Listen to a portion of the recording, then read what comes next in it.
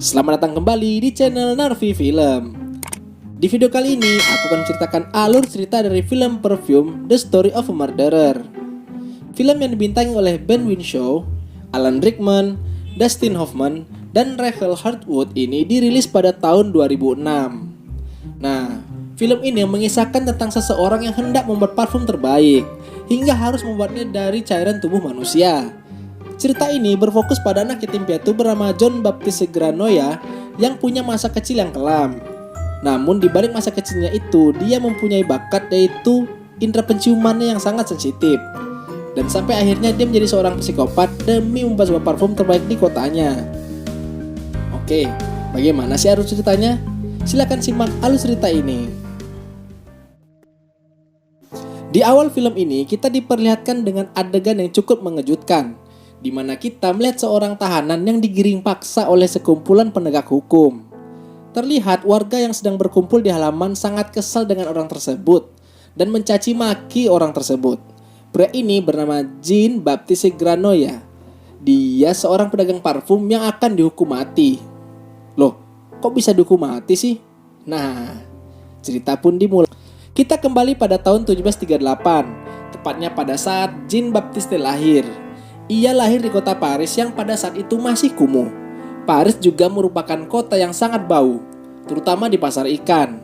Nah, di pasar ikan inilah Jean Baptiste lahir oleh seorang ibu yang tidak sayang dengan dirinya. Ia pun ditelantarkan di bawah jualannya untuk dibiarkan mati. Namun, ada orang di sana yang melihat itu. Akibatnya, ibu Jean pun dihukum gantung dan ia dikirim ke panti asuhan. Penderitaannya malah justru makin panjang di panti asuhan tersebut. Ia sempat ingin dibunuh oleh anak-anak yatim piatu di sana. Kemudian ia pun menemukan talentanya, yaitu indera penciumannya yang sangat sensitif. Dan setelah beberapa tahun di panti asuhan, ia akan dijual karena panti asuhan itu tidak bisa menampung lagi dirinya. Suatu hari ia disuruh mengantar barang ke kota oleh majikannya, dan pada saat itu ia mulai menyadari begitu banyak bau yang belum pernah ia cium di luar sana. Karena kemampuannya dalam mencium bau, ia sangat senang dengan segala bau-bauan yang ada di kota. Tidak seperti manusia biasa, di sini ia tidak merasa jijik ketika ada bau yang menjijikan. Selama kunjungan di kota itu, ia mencium bau yang tidak pernah ia temukan sebelumnya. Bau tersebut adalah bau parfum yang ia temukan di sebuah toko. Berpindah dari toko parfum, ia mencium bau yang lebih menarik perhatiannya, yaitu bau dari seorang wanita. Saking terobsesinya, ia pun mengikutinya dan akhirnya mereka saling bertatap wajah. Dan tanpa rasa malu, ia sontak langsung merebut tangan wanita tersebut dan menciumnya. Tentu saja, wanita tersebut ketakutan dan langsung kabur. Usaha Jean tidak berhenti sampai di situ. Berkat penciumannya, ia dapat mengetahui tempat tinggal sang wanita. Perlahan-lahan, ia mendekati dan menciumi tubuh sang wanita. Wanita tersebut yang mengetahuinya langsung berteriak dan langsung dibungkam oleh Jean. Tapi sayangnya, ia kelewatan. Sang wanita itu pun kehabisan napas lalu meninggal. Apa yang dilakukan Jean selanjutnya tidak begitu pantas, karena ia mulai menciumi sekujur tubuh sang wanita yang sudah tak bernyawa itu. Beberapa waktu kemudian, ia ditemukan oleh sang majikan dan dihukum. Jean pun langsung kabur begitu saja. Harum bau wanita yang ia temukan tadi membuatnya sampai tidak bisa tidur. Dan ia pun nanti mencari cara agar tetap bisa mencium bau tersebut, yaitu dengan cara menjadi peracik parfum. Kemudian kita diperkenalkan dengan pria tua yang bernama Baldini, yang merupakan seorang peracik parfum senior. Nah, Baldini pada saat ini sedang sedikit frustrasi karena dagangannya yang sepi. Dia dikalahkan oleh pesaing yang lebih muda darinya. Ia pun mencoba untuk menerka-nerka komposisi parfum dari pesaingnya ini dengan cara menganalisa lewat penciumannya. Namun sayangnya hal itu tidak membuahkan hasil. Malam pun tiba dan Baldini kedatangan tamu yang tidak lain adalah Jean. Ia ternyata datang untuk mengirimi kulit. Di tempat Baldini ia menemukan kejutan karena banyak sekali bau yang ia senangi. Kemudian ia mengkritik soal parfum yang Baldini coba untuk ungkap. Ia berhasil mencuri perhatian Baldini karena berhasil mengungkapkan kandungan dari parfum tersebut. Jean lalu berkata kalau ia ingin belajar pada Baldini, tapi ditolak begitu saja karena menurutnya ia tidak punya cukup pengalaman. Nah, untuk membuktikan kalau Jean ini pantas, di sini Jean membuat parfum tersebut tanpa pengalaman apapun. Dan Baldini yang awalnya mengabaikan kemudian merasa sangat takjub dengan apa yang telah dibuat oleh Jin. Kedatangan Jin membuat pamor toko Baldini jauh melebihi sebelumnya. Dan Jin yang masih terbayang-bayang soal bau harum si wanita itu lalu memaksa Baldini untuk mengajarinya menyimpan bebauan. Mereka memulainya dengan cara membuat minyak bunga mawar yang menggunakan proses yang dipakai oleh Baldini.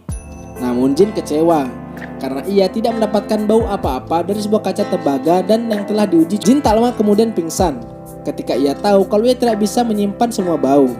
Ia akhirnya jatuh sakit. Di tengah masa sakitnya, Jin masih berpikir soal cara menyimpan bebauan selain dengan cara dipakai oleh Baldini. Dan akhirnya Baldini mengatakan kalau ada cara yang lain yang hanya bisa dipelajari di kota Grace. Niat Jin yang sangat besar ini membuatnya ingin pergi ke sana. Di sisi lain, Baldini memperbolehkannya dengan syarat kalau Jin harus membuatkannya 100% resep parfum baru. Namun kebahagiaan Baldini tidak berlangsung lama karena rumahnya tiba-tiba roboh dan merenggut nyawa di tengah tidur. Ya namanya juga ajal ya gengs ya. Lanjut.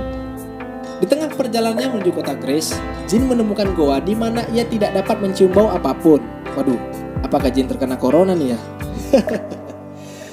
Hal ini adalah anugerah baginya dan di dalamnya ia mulai bermimpi soal wanita itu lagi.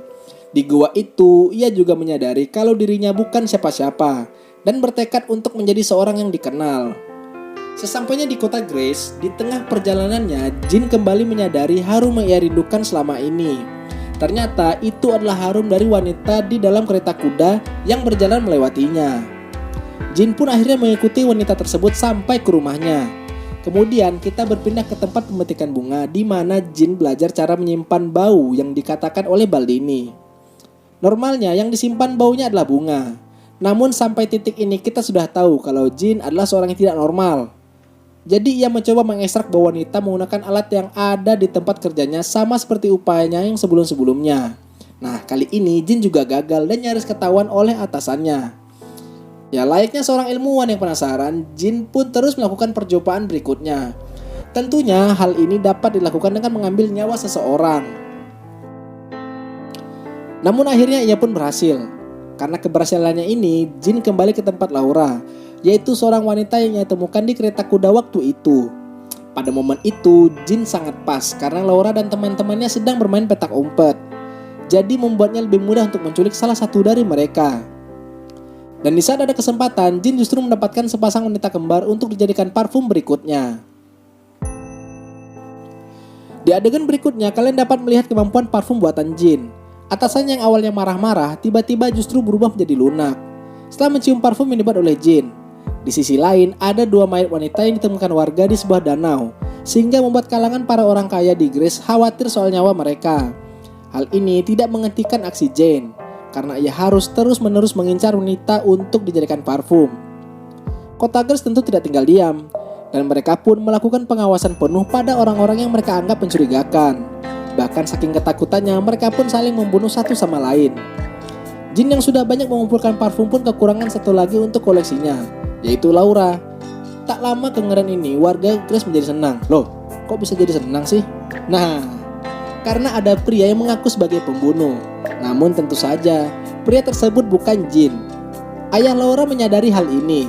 Meski terjadi sedikit pertengkaran, ayah Laura berhasil mencegah Jin yang nyaris membunuh Laura. Di sisi lain, Jin makin menjadi-jadi karena berhasil masuk ke kamar Laura secara diam-diam. Keesokan harinya, Jin pun bergegas bangun karena sadar bahwa Laura telah pergi dibawa oleh ayahnya. Sembari Jin mengikuti Laura, di tempat lain seekor anjing dari salah satu korban, dia menemukan rambut majikan di kamar Jin. Dan hal ini disadari oleh atasannya, sehingga Jin pun ketahuan adalah seorang pembunuh. Polisi pun mulai menyelidiki tempat Jin dan menemukan banyak rambut lainnya, dan tentu saja hal ini diketahui oleh Jin. Berpindahlah kepada Jin, karena perjalanannya sangat jauh, maka Laura dan ayahnya bersirahat di suatu penginapan. Dan Jin yang sadarkan hal ini pun langsung melancarkan aksinya di malam hari. Jin yang pada saat itu membunuh Laura sempat ragu setelah melihat wajah cantiknya Laura. Namun karena kebetulan buat parfum, ia pun tetap melakukannya. Keesokan harinya ayah Laura terkejut setelah melihat anaknya sudah tak bernyawa di atas kasur. Meski berhasil mendapatkan cairan dari Laura, perjalanan Jin pun harus berakhir sebagai seorang pembunuh berantai. Pasalnya, ia digerebek oleh polisi dan lalu diinterogasi oleh ayahnya Laura. Ayah Laura pun di sini terlihat sangat marah akan hal yang dilakukan Jin pada anaknya. Ia pun juga mengancam Jin dengan kata-kata yang menyeramkan. Jin pun cuma bisa pasrah karena beberapa kali ia sudah ditenggelamkan. Selanjutnya hari penghakiman pun datang dan banyak warga yang datang untuk menyaksikan eksekusi Jin. Dan pada akhirnya kita sampai di adegan awal film tadi. Di sini Jin yang masih menyimpan parfum Laura langsung menggunakannya untuk mengendalikan pikiran orang di sekitarnya. Dan benar saja, ketika ia datang ke tempat eksekusi, orang-orang justru terpukau dengan Jin. Mereka pun mengatakan kepada Jin bahwa tak mungkin Jin ini bersalah. Tak lama kemudian, Jin pun mengeluarkan sapu tangannya untuk menebarkan pesona dari parfumnya. Semua orang bersorak, bahkan sampai pendeta sendiri pun menganggapnya sebagai seorang malaikat. Sontak semuanya pun terpukau, kecuali ayahnya Laura. Ternyata kegilaan ini tidak hanya berhenti sampai di situ saja. Di tengah semua orang, Jin justru mengingat wanita pertama yang ia cintai, sampai ia pun mengeluarkan air matanya. Setelah itu, semua warga kota Grace bangun dari peristiwa yang aneh itu tanpa ada Jin di sana. Ya, ternyata dia sudah berjalan kembali ke Paris. Tidak ada yang mempertanyakan keberadaan Jin karena mereka semua lupa. Sesampainya di Paris, Jin pun langsung menuangkan parfum Laura ke tubuhnya. Dengan beberapa tetes saja, parfum itu dapat menghipnotis dan nyaris semua orang yang ada di kota Grace. Apalagi kalau dia menuangkan semuanya ke tubuhnya sehingga ia pun disini dilumat habis oleh orang-orang di sekitar sana. Jin pun mengakhiri hidupnya di tempat ia dilahirkan. Nah, begitulah dari alur cerita film Perfume. Menurut kalian gimana sih filmnya? Silahkan tulis di kolom komentar ya. Jangan lupa like, share, dan subscribe. Sampai jumpa di video selanjutnya. Bye.